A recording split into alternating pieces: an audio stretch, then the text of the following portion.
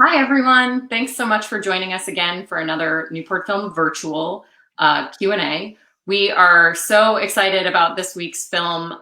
This week's film was No Impact Man. And if you haven't seen it yet, you have until midnight tonight to watch it through newportfilm.com. Just log on there and RSVP, and you'll receive a unique link to watch the film. No Impact Man was actually the very first film that Newport Film ever screened way back in 2010. So it's been a fun little journey for us to kind of travel back through time. We are just thrilled to be joined tonight by some incredible people who are going to ask some awesome questions. Andrea Van Buren, Newport Film's co-founder and artistic director, is here to ask some questions to the film's subject and co-producer and the No Impact Man himself, Colin Bevan. Take it away, Andrea. Okay, thanks. I'm going to just say a couple of words about Colin before we start talking to him directly. Colin's book, No Impact Man, is required reading on over 100 American college campuses at last count and has been translated into 15 languages. The documentary first premiered at Sundance and has been shown around the world since then. Also, some 50,000 people have been through No Impact Week, an immersive educational experience run by Colin's nonprofit, which I think he's probably going to talk a little bit about. So Colin, where are you camping out for this interview and during this event? I'm in Amagansett in Long Island at Michelle's house, Michelle and her girlfriend Marianne's house. Yeah, and occasionally visiting, going back into New York. Got it.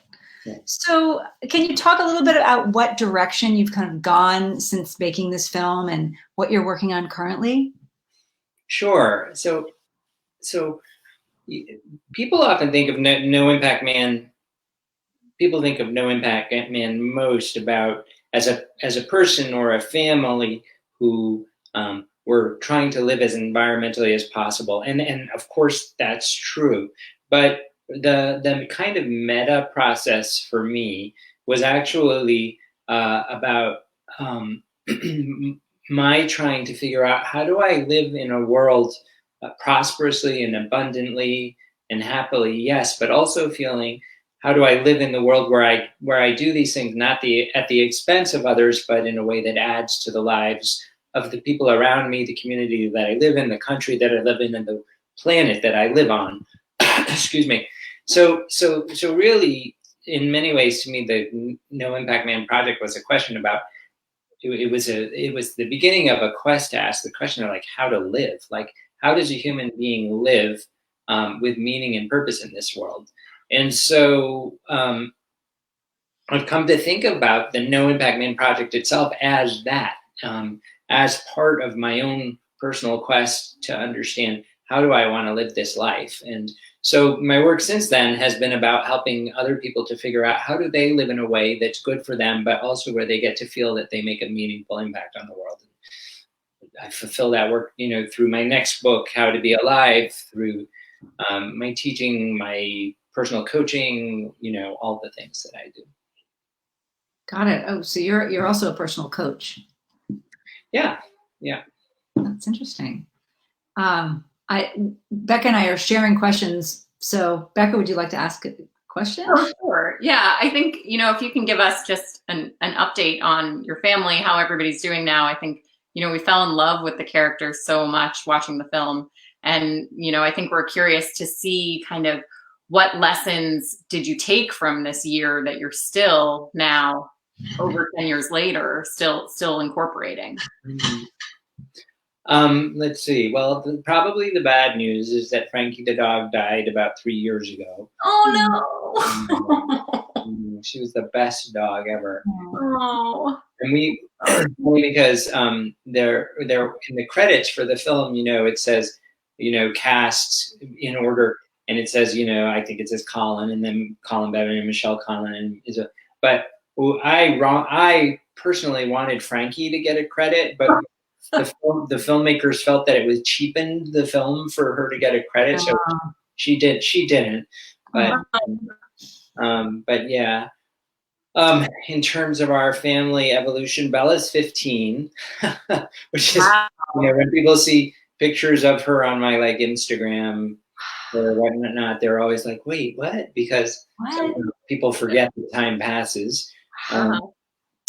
Michelle and I stopped living together as husband and wife probably 8 years ago, something like that. We're still the best of friends. I'm actually in this house in Amagansett with her and her partner. People ask me, how's your sitcom of a life? People say, but we don't think of it that way. We're actually, we're having a nice time together. And of course, Michelle and I are just completely in love with our daughter and raised her together and whatnot. Yeah. That's so great. She's in high school then?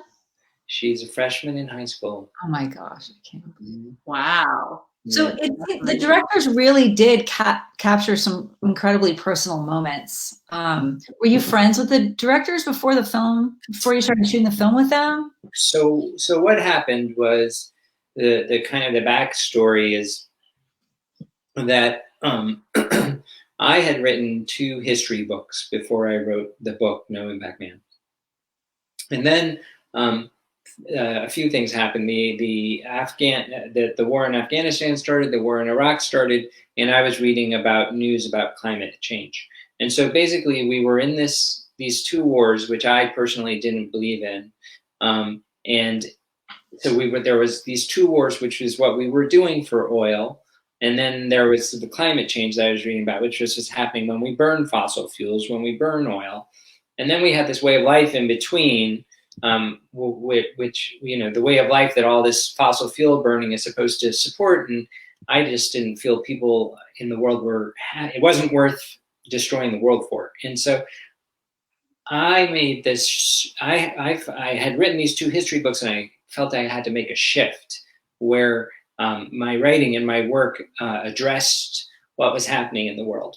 And so I came up with this No Impact Man idea, and I pitched the book, and I sold the book on proposal. And actually, what happened was we were about to start the project for the book, and I was on a meditation retreat. And while I was on a meditation retreat, Michelle had dinner with Laura and Eden. Laura is Michelle's best high school friend, and Eden is Laura's production partner. That's Laura Gabbert and Eden Wernfeld, the co-producers of the film. And they, anyway, so I came out of this meditation retreat. I don't know if you've ever been on a meditation retreat, but I was like, totally, you're very sensitive, you're just happening. And I stepped out first of all, I stepped out of the Zen Center onto the streets of New York. So I was already, and then my cell phone went, and it was Michelle. And she's like, I had dinner with Laura and Eden, and they wanted to be a movie too. And I was just like, what? Because, oh my God. And so actually at first I was like, no, there's no way. I'm not making a reality TV film out of my life. But then we just kind of realized that we could do something really interesting and reach more people and change more minds and all that kind of stuff. And so we actually, because of the timing of things, we'd actually started living the No Impact year 2 weeks before the filming started. Oh.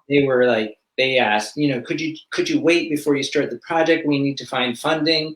And I was like, you can come along for the ride, or so they were both like looking for funding and filming us at the same time, and the whole thing. Yeah. So that's how Laura and Eden and Justin is Eden's husband, and so it was Justin and Laura who were the co-directors, and Eden and Laura who were the co-producers. Got it. We have a quick follow-up question from someone wanting to know the title of the history books. So the first book is called Fingerprints. It's called Fingerprints, The Origins.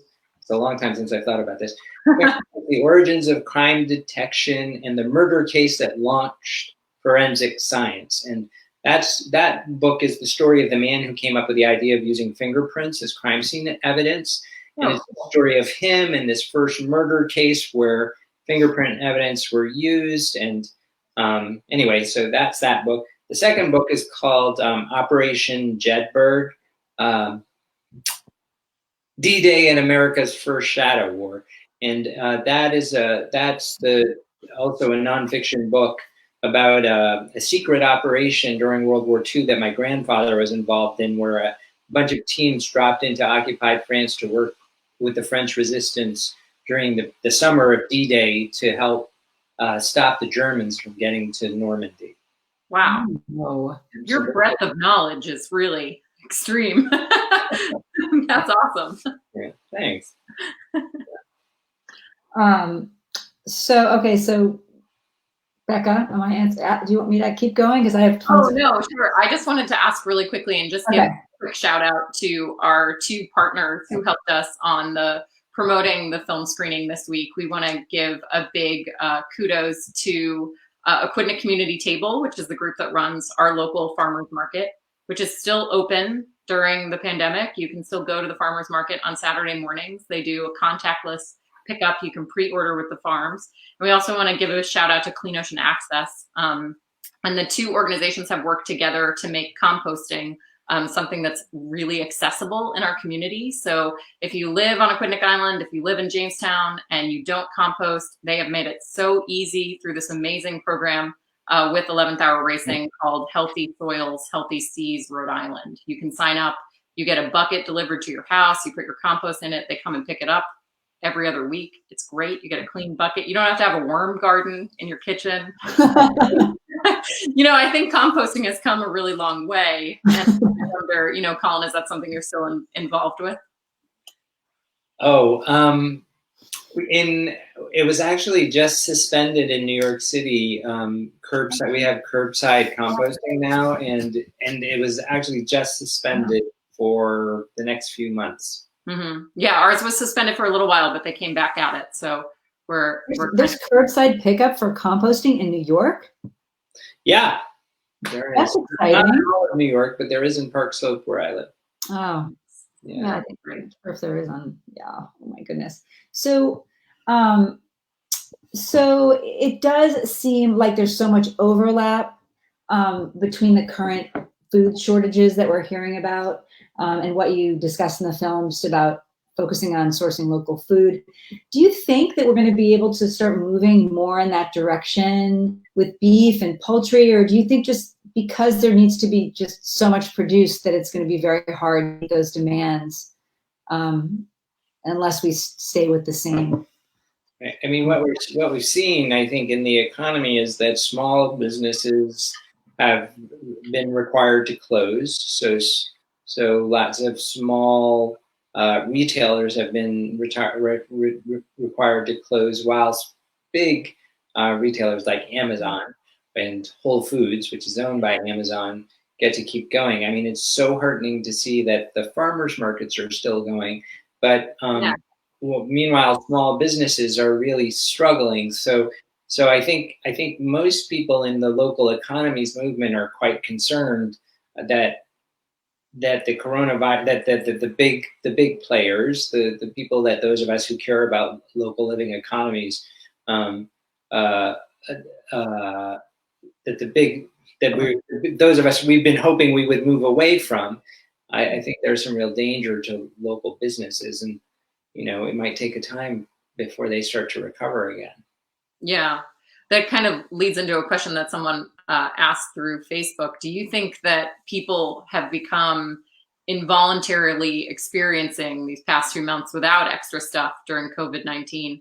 I think it kind of made me chuckle a little bit when Michelle says in the film, like, we can't go to a restaurant for a year. And I'm like, oh, now restaurants, that's not a thing anyone can do anymore.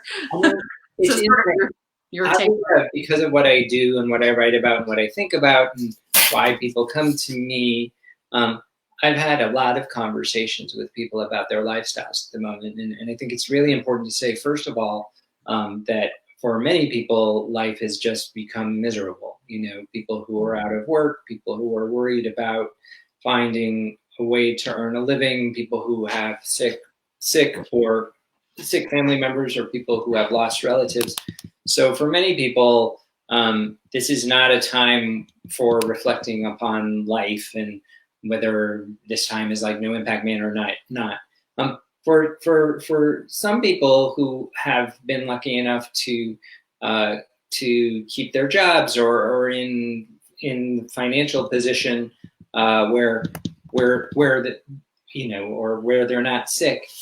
I've heard lots of questions about the difference between living now and living before. Lots of people, in fact, I went for a walk with a friend today who generally doesn't earn very much money. And because of coronavirus is earning even less money and yet has more money than she did before.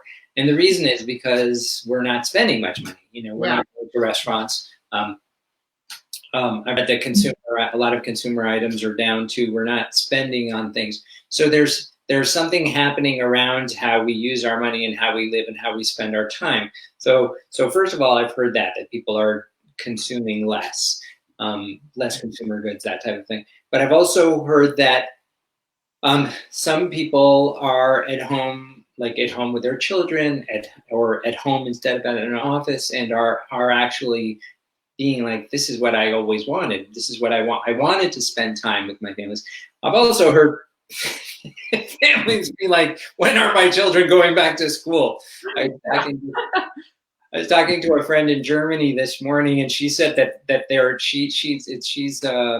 it's a family of a man, a woman, and 2 children. And she said that the dog just like curls up in the corner and looks at them all like, when are you going back to work? When are you going back to school? My house. I was like, I want some alone time. So, I do think that this is a time when people are questioning about how to live and what their priorities are. Mm-hmm. Well, it's interesting because I just watched the film again last night, and one of the scenes that really struck me was when you guys were having a dinner party and you're about to turn the lights on, and I thought, we might have to be kind of living without certain things, but who cares about that? It's what I'm really actually missing is a dinner party, where I can see my friends, and it's not possible. So that kind of struck me that you were living without all these things, yet you were able to be with your friends. So yes, and that's what was really important. Yeah, I think with any luck, some understanding that what actually makes us happy is human connection. There's plenty of research that shows what makes human beings happy, and there's a movement in psychology called I've suddenly lost the name of it, but I can tell you what the needs that need to be met in order for us to be satisfied with our lives. First is we need to be secure. We need to not be scared that we're going to lose our home, or that we can't eat, or that we won't be able to get healthcare. So we need to be secure. Then the next thing is we need to feel as though we are the author of our own actions, that somehow we're running our own lives and making our own choices. And in other words, being ourselves. The next thing is that we feel effective. That is to say that what we do actually has an impact and makes a difference. And the third thing is that we're related, meaning that we're ourselves in a way that's effective for our communities. Like this is the constellation of needs that actually makes us happy, right? Not the brand of our. Like I often make a joke about, like, you could be in Los Angeles and you could be in a Mercedes, and now you're in a traffic jam, but you've got a Bose stereo in your Mercedes. Like, that does not make a difference to your happiness the way that having an impact on your community and being related to your community does. So, it is a time to ask ourselves, what do we want? Mm-hmm. What's important to us? Healthcare, for example, is clearly important to us. Access and universal access to healthcare. This is a time where we get to see where that the most privileged amongst us are affected by the health of the least privileged amongst us. So we're interconnected. Right. The other thing I was thinking about was this whole notion of being such a disposable culture, and some of us are taking some of our meals out from restaurants, and many restaurants, that's the only way they can stay open. Do you have any workarounds for takeout food? Any suggestions as to how to? It's so hard. Most of the workarounds for takeout foods are gone for right now. For example, even some coffee, if you happen to live in a place where there's coffee places that are open, they won't let you use reusable cups because it requires the employees to touch your. Oh, yeah. Right. So, and the same, I mean, the normal workaround is, if you're going to get takeout food, is just to bring your own containers, and but that's not possible in most places. Yeah. Yeah. Is there a Starbucks in Amagansett for Michelle? I don't know. She's I don't know if there's a Starbucks. There's a Jack's Coffee here, but I'm sure that I've been there way more than she has. Oh, yeah. I'm apparently in charge of making the coffee every single morning, by the way. Well, I mean, that's a really important task. Seems like a fair trade-off. You're the most powerful person in the house, then. We've got an interesting question here. Did you ever think about cooking your food just using the energy from the sun? We do it using a sun oven. Yeah, we did think about it, but we were in New York, and I read about some. There were lots of technologies that I read about and didn't do, but we were not on the top floor of our apartment building and didn't have access. It's interesting. When it comes to environmental living, there are things you can do in cities that you can't do in rural environments, and things you can do in rural environments that you can't do in cities. That would have been a hard thing for us to do. Mm-hmm. Mm-hmm. And another question here, what about the comment by the gardening friend in the film about life and progress being 50-50? Did this have a lasting impact on your worldview? It's so funny because I have a good friend who's been doing who does work in diversity, equity, and inclusion.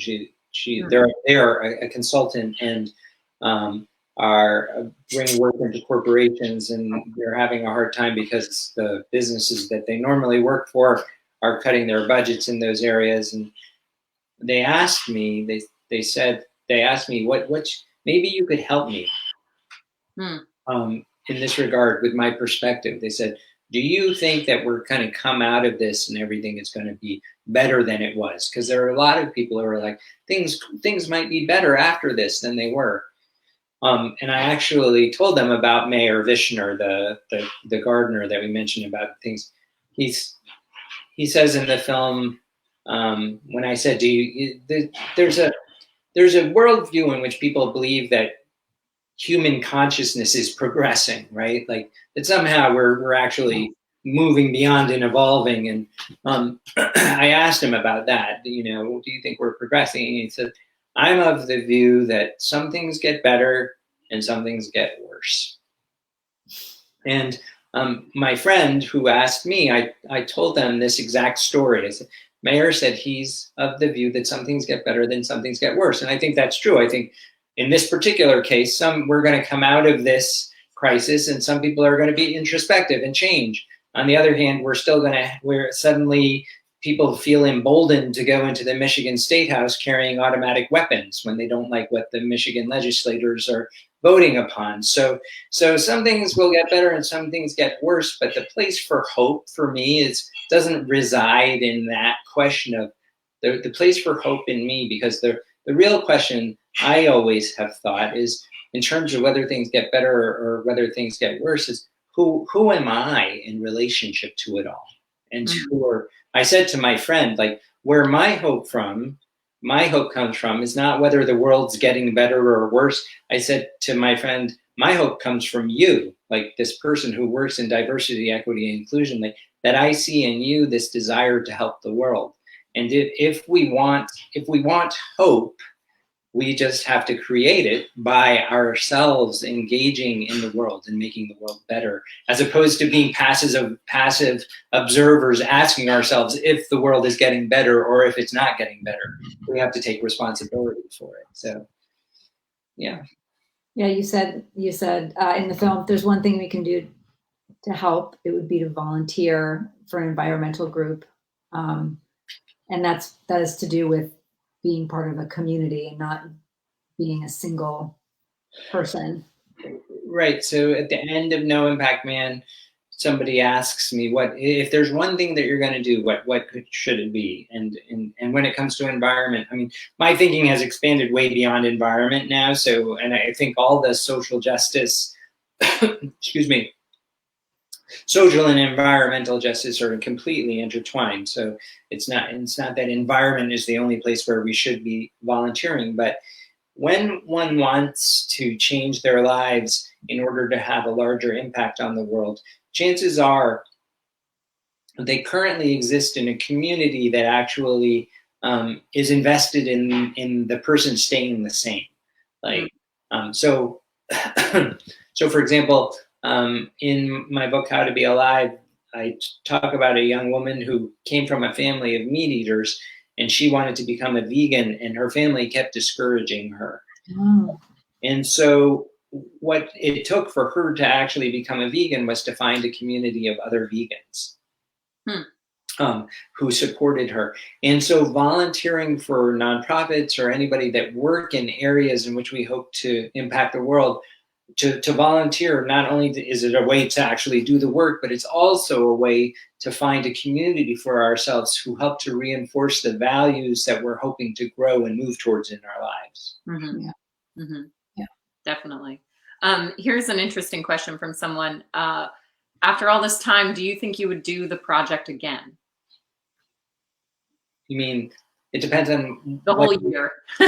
It depends on what's meant by the question. If the question is, if I could go back in time and decide again whether I'd do it or not, I would absolutely do the whole thing again. I don't think anybody, not me, not Michelle, would take it back, as it were. For me, it was life-changing. For me, it really taught me that I do get to live a life where I have meaningful impact on the world and can continue to live in that way. So if the question is, if I had the choice of whether I could go back in time and do it again, yes, I would absolutely do it again. I don't feel particularly impelled to do it again now. Not a do-over. Yeah, and that's just because it's something that I've done before. Mm-hmm. Mm-hmm. And my work is moved on, and it's different than it was. Does your daughter remember any of the? Oh, good question. Do you remember like when mom and dad were crazy and there were only candles in the house? She remembers bits and pieces, but she remembers it. I would say she's very proud of the fact that we did that as a family. My daughter's very socially, she says to me sometimes, blah, blah, blah, white man, to me, my daughter's very woke and social justice issues. So she's proud that we did that. And she's, proud that and that my work continues to be about helping people wake up to the power that we have to change the world. So at the same time, there are differences about the way I, in particular, live that sometimes make her feel different as a teenager, and she wouldn't mind if those differences didn't have to, if she didn't have to face those differences. Yeah. Yeah. Right. What are some of those? I mean, what were some of the carryovers? Probably, let's see. Carryovers. That's two different questions. I'm trying. Okay. Sorry. What she objects of in particular, I'm trying to. Oh, maybe sometimes the kind of vegetarian whole food diet is not as tasty as a teenager would like. Not as much salt, sugar, and fat are involved as she'd like. But it's not about like cell phone usage or something. Pardon me? It's not about cell phone limits or anything like that. Well, we've definitely had arguments around cell phone limits, but that has nothing to do with No Impact Man. No, I'm thinking of the current state. Yeah, yeah. Oh, no, not about that. About what I keep in my life, I sometimes I say I'm not No Impact Man anymore. I'm Medium Impact Man. So when I'm in the city, I prefer to ride a bike or walk. I eat vegetarian. actually do prefer to buy secondhand just because it's kind of more fun, that type of thing. But the biggest thing, and I think the most important thing for me or anybody else, is that I continue to use my voice in a way that I feel is meaningful. Yeah. Got it. I would think that a couple of the hardest things would have been the refrigerator, that scene with that pot with the sand. I mean, that was rough. Yeah, that just never worked. You kept holding on to seeing if the water was cooler and the milk was too much. Yes, I tried a bunch of different things, and that didn't work at all. But in the scheme of things, the refrigerator is a fairly new invention. We used to have root cellars, places where, and we used to, like, for example, salt beef. Cheese itself is actually a milk preservation technology. Fermentation, like the making of sauerkraut, is the technology to keep vegetables. And when the refrigerator first came out, they had problems convincing people to buy them because nobody could you didn't go to you went to the market frequently. You didn't go once every 2 weeks, but you went to the market frequently. So you didn't, food was coming fresh. And then actually the food industry itself started to change. And you'll find that it's mostly processed foods that need to be refrigerated. So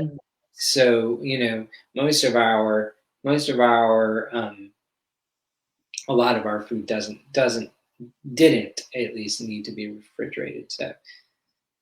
Got it.